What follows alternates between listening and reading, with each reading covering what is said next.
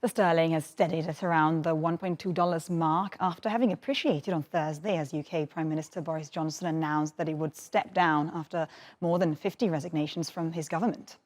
The Ftse 100 in the UK has also rallied yesterday, closing at 1.14%. But despite this, the UK economy has had a difficult year so far. First of all, the sterling has fallen more than 9% against the US dollar this year.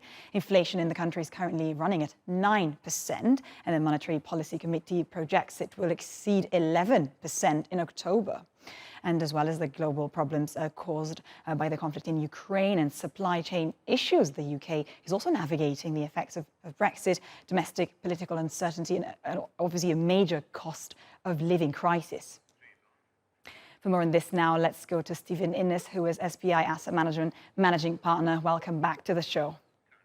Thanks for having me. First of all, Stephen, is there further pain ahead for the pound? We've said it yesterday, the pound was appreciating against the dollar, but it's lost around 9% against the dollar since the beginning of the year.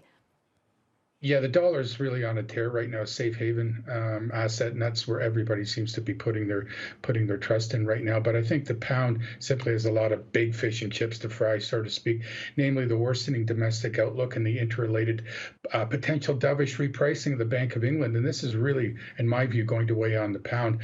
We think politics will continue to have a relatively short-legged effect on the pound, like we saw yesterday. And I think the market will trade the bigger dollar rather than the pound exclusively going forward. Right. What do you expect? Well, first of all, who do you think will be Boris Johnson's successor, first of all? And also, what will the latest political developments really mean for the UK's economy? Well, probably Rishi Sunak looks to be one of the popular candidates, and this seems to be where the consensus is coalescing around. I think one of the things that people are trying to iron out what's going to happen with Brexit. And I think if anything, some speculate that potential candidates, perhaps with the possibility exception of Liz Truss, would be a little bit less hawkish approach to Brexit. And this could be a little bit more enticing for the UK economy. So that's something we have to keep our eye on going forward. Interesting. And I mean, in terms of fiscal policy and monetary policy, can we say then that we can expect fiscal policy from now on to be a bit looser, and on the other hand, the monetary policy then to be a bit tighter, possibly not as much as the Fed, but...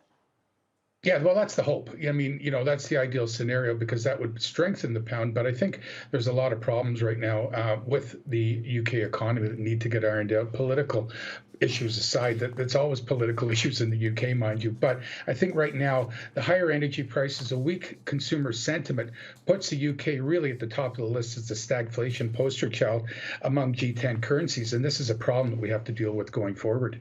Stephen Innes, thank you for this update. Thank you.